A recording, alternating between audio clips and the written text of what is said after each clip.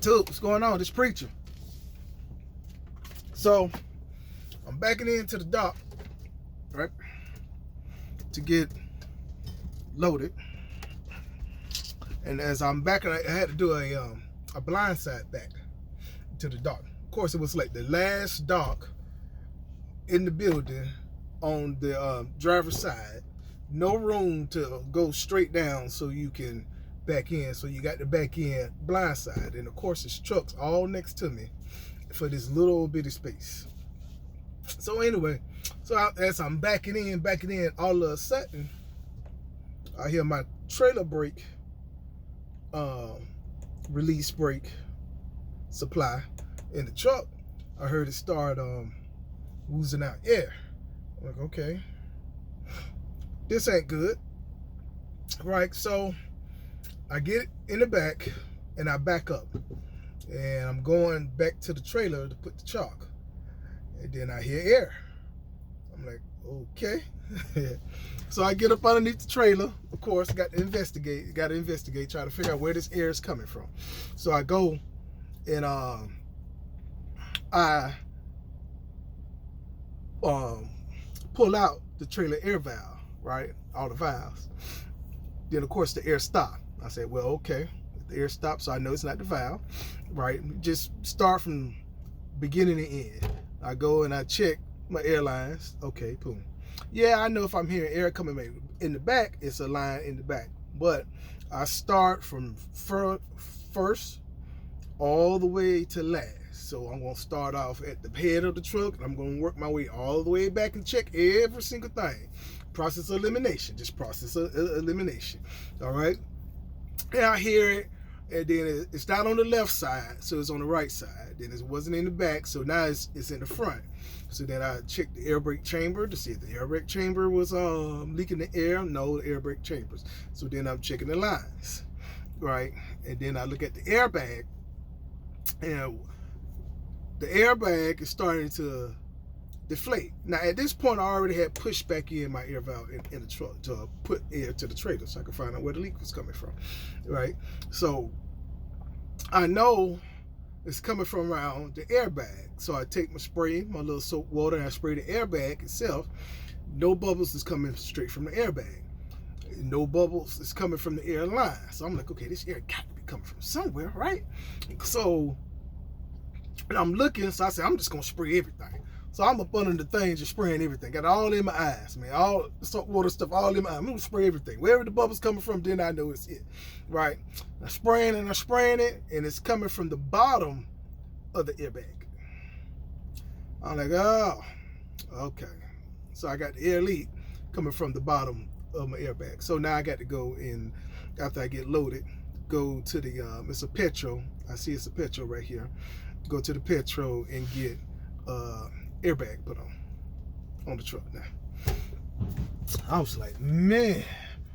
I was like, this airbag. Now, I was like, you know, I don't want to call out a roadside service or anything like that. You know, don't want to do that, because then that's more money.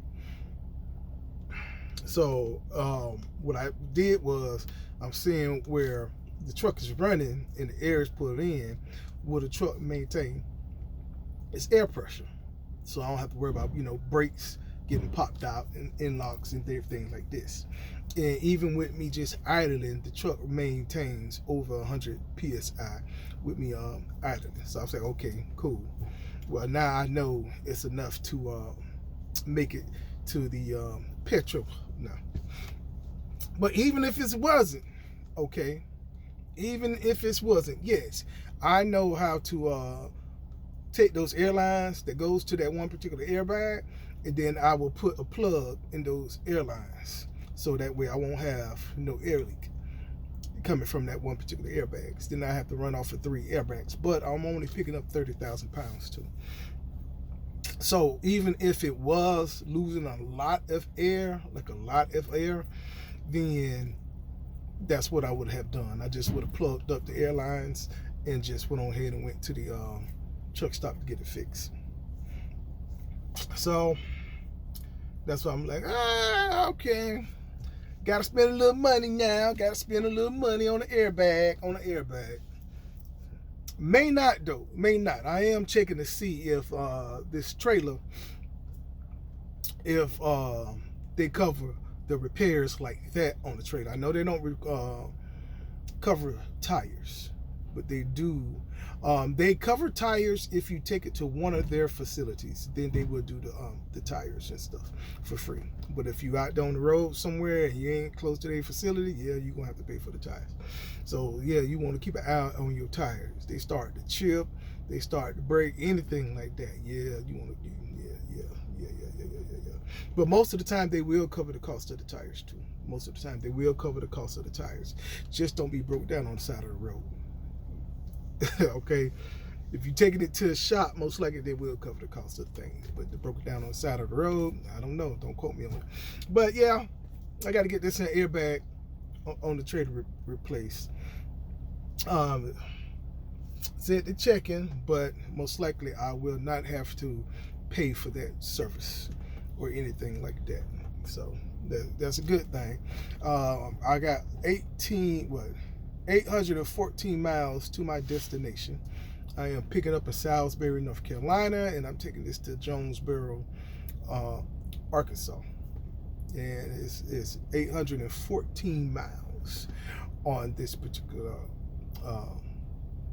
load right here. And I get $16.80 for that 814 miles. So that was the best I can do. That was the best that I could do. Now I did book this load though last week, Thursday. Okay, so I booked the load early. And anytime you book a load that early, you really not gonna get top dollar. Okay. But my strategy was this picked up about 20 miles away from where I delivered my load to this morning. All right, so I was playing that particular game to where that, I'm trying to decrease my deadhead as much as possible. And I've been doing real good with that, really good with that. And this particular load was just about 20 miles away from where I was delivering to. Yeah, there was some other loads that was paying a little bit more, but I had to deadhead about 120, 130 miles to get to that particular load that was paying a little bit more. And plus the reload in those particular areas wasn't paying that good. All right. The reload that I'm going to get from when I drop this off on Thursday, I pick up another load from there. It's not going to be zero deadhead, but y'all know when you put in your city where you're going and stuff, it'll probably be like 10, 15 miles. It's within the city though, somewhere, but it picks up in the same city in Jonesboro, and that takes me up to Michigan for a Friday morning delivery. And that was, what was that, like 700, about 700 miles, like 698, 700 miles, something like that. And that load pays me $1,600 to do that. So I'm almost at like $250 a mile on that to get me up to Florida. Not Florida, but it's Michigan. I'm gonna take that load to Redford, Michigan. I think that's what it is, Redford, Michigan. That I'll take that load up to. And then from there, I will find me a load going somewhere. Now those Florida loads, they look real good, man. They really do look good. But coming out of Florida, you don't really get no money. You're only getting about $1.40. I've been averaging about $1.40, $1.42. I had $1.45 one time coming out of Florida. So you start off your week, if you're a Florida driver now, this only goes if you're a Florida driver, and you starting off in Florida, because I was going home every single week since before Thanksgiving. I was going home every single weekend, so I don't even stay out a week. I leave on Monday, I'm back on Saturday. Left on Monday, back on Saturday. Leave on Monday, and back on Saturday. Except Christmas week. I left out on Monday, and I got back on Friday, Christmas week. Then I started back off again on Monday, this January 2nd, and then been out since January 2nd. that came out. Because even like New Year's Eve week, I left out on Monday and I was back on Saturday with that for New Year's night. Then I had Sunday off, and then I came back out on the 2nd. And I've been out since the 2nd. And like that load had paid me. That went to North Carolina. That particular load. I think I made a video when I was there in North Carolina. But that took me to North Carolina. And like I said, when you're only starting off at about $800 at $1.40 a mile, you know, you're starting your week off not really making that money because you had $1.40 a mile. So, you know, that's one thing that you have to look at compared to when I'm out. Like on Monday, my load that took me here, one day load, paid me $1,500, and it paid me $1,500 for 620 miles, and it paid me $1,500. So now I get to start off the week pretty good. This load paying me $1,680. My next load is paying me $1,600. So between that $1,500, that $1,680, and then that other $1,600.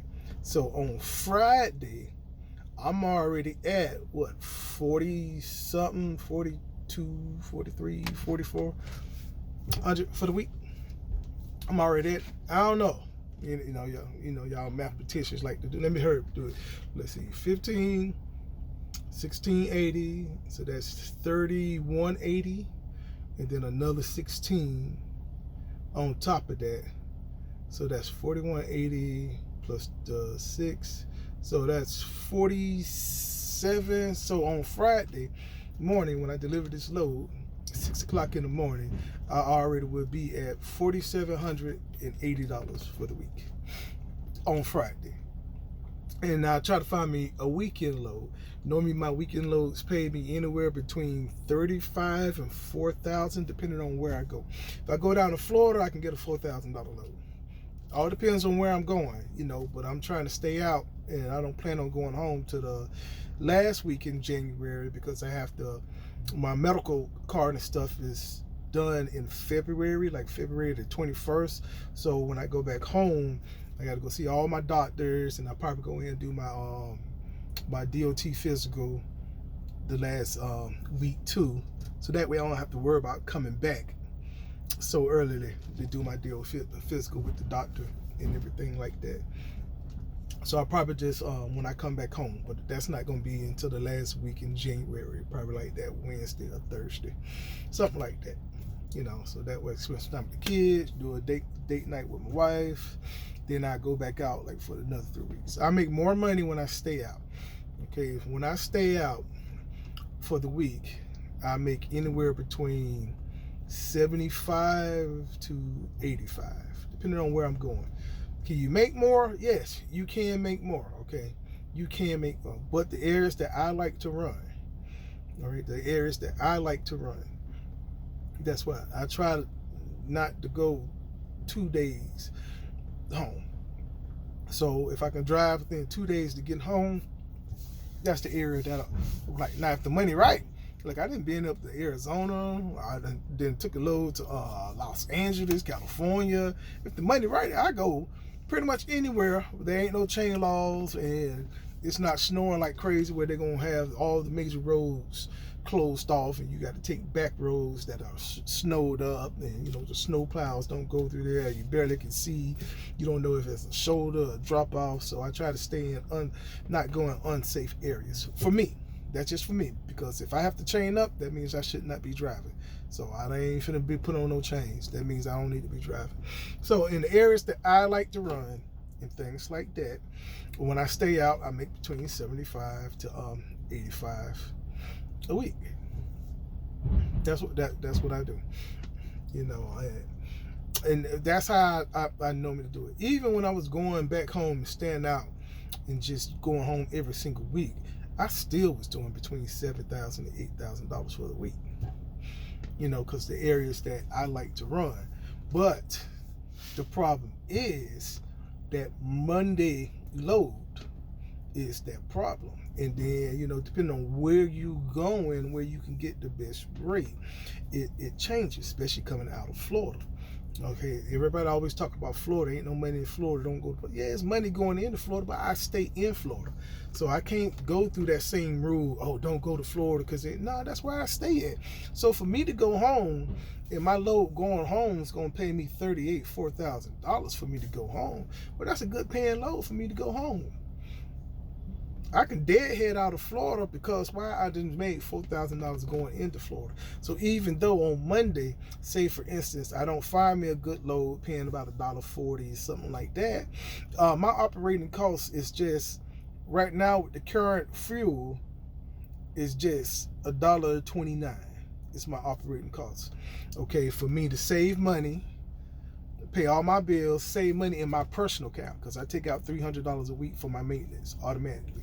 So for me to pay all my bills in my business to make money, I to make money, and for me to save money, it's $1.29 a mile.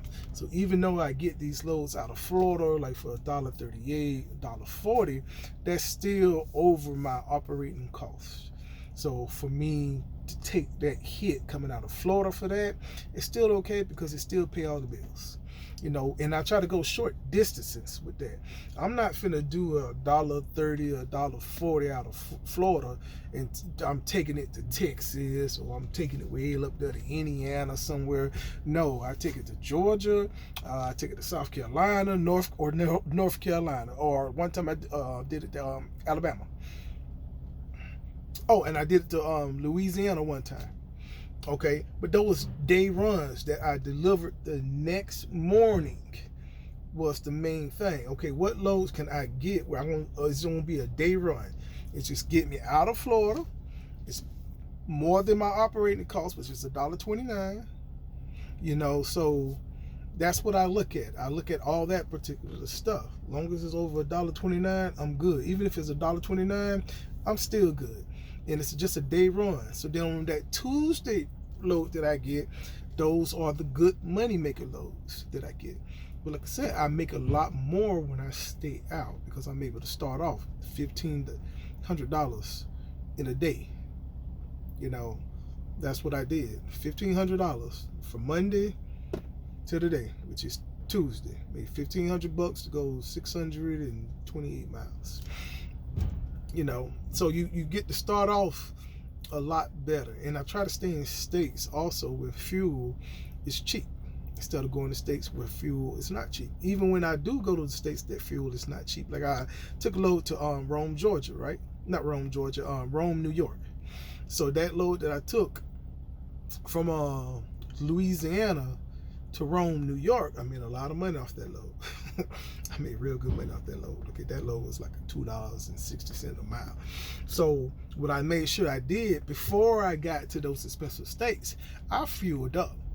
And when I fueled up, it was at $4.24. And I filled up. Because I knew once I get up there, the fuel was going to be $1 more per gallon. So when I fueled up, I was able to take it up there to Rome, New York, to the Family Dollar up there, and then pick my load up in Waverly, New York, and go from Waverly, New York, back down to North Carolina, where fuel was again $4.24, because how I fueled up. So I was able to fill, and then I just fueled up now, because it was $4.24. So I just fueled up again to take me to Arkansas. Now, as I'm going to Arkansas, I'm looking at the cheaper rates.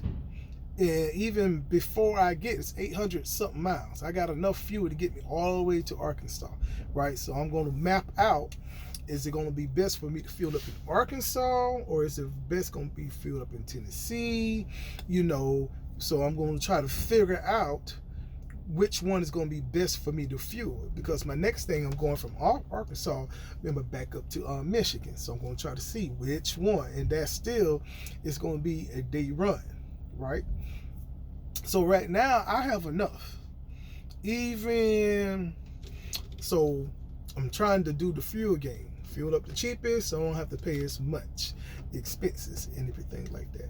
But my first two loads, that pays my truck payment, it pays my maintenance, it pays for all my deductions. My first load paid for all of that. My second load just paid for all my fuel I did for this week so far. That's what my second load just paid for. So right now I'm at a break-even point. Right now I'm in a break-even point between two loads, and it paid all my bills, and it just paid all my fuel. So now only thing I'm doing now is deducting fuel for the rest of the money that I'm going to make this week. And I already told y'all, first load paid me $1,500. This load is paying me $1,680. So between all that, that's all my fuel, and that's all my truck payments, my maintenance account, all my deductions out of that. So if you want to look at that, $3,000 just paid for every single thing, even this in trip, and I still would have probably like a half a tank left going inside my other trip, which is going to pay me $1,600 to take it up there.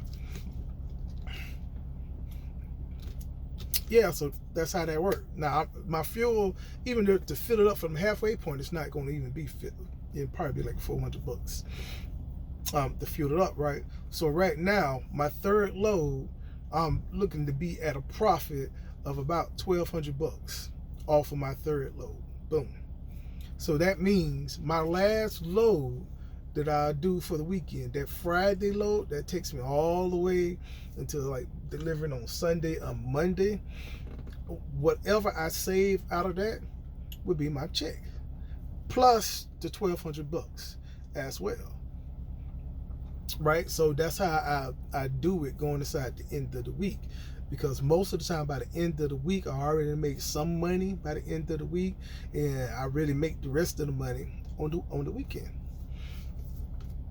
That's how that normally works on that. So if I can get a load for about, between 35 and 4,000, I'm already plus 1,200 for the week going inside of that. Now, how much fuel I'm going to take out of that? So if I'm going in with a profit of 1,200 on Friday, if I get a load for 3,500 going somewhere, at least 3,500 is what I look for, right? Going somewhere, well, how much I'm going to spend in fuel out of that 3,500, right? Because if I add that 1,200 to that 35, I'm at 47. So how much fuel am I going to spend out of that $4,700 per potential profit that I'm going to have?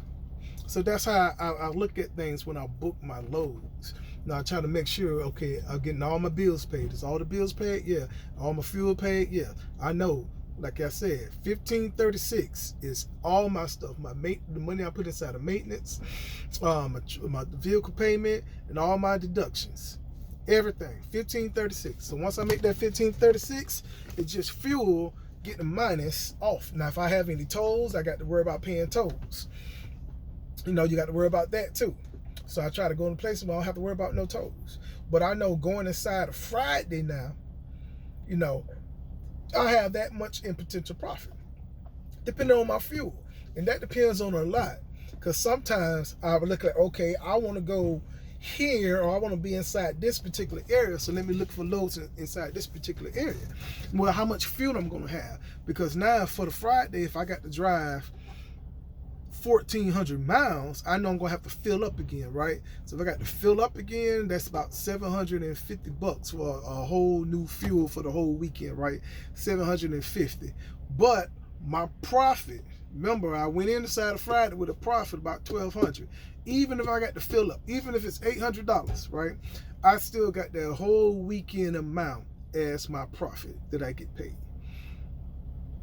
So I can say, okay, this week, well, cool, I'm doing pretty good this week. So this week, I can look at a potential profit of at least $3,500 for the week after all bills are said and done. Even if I just throw that $1,200 going inside a Friday that I made, if I just throw that away, right? Get a load for $3,500, that's my profit for the week, $3,500 for the week. Now, if I want to do it right and I set myself up, I try to always start off the week with at least 3/4 a tank or a half a tank. Sometimes it don't work that way. If I had a short week, well, this thing going all the way down to E, you know, because I want to profit the most for the week. And so once that load is delivered, well, I'm good now. Okay, and then the start of the week, I'll fill up my fuel, and I have to go from there. Fill up my fuel. Okay, let me get loads that's going to take care of my 1536, and let me get another load that's going to take care of my fuel that I just spent. So in the first 2 days, I should have all my fuel money and my all my deductions, even my payments. I should have all that covered. So only thing now I'm doing is deducting my fuel from each load that I'm doing for my projected profit. Okay, so you have to know your numbers. You really have to know your numbers.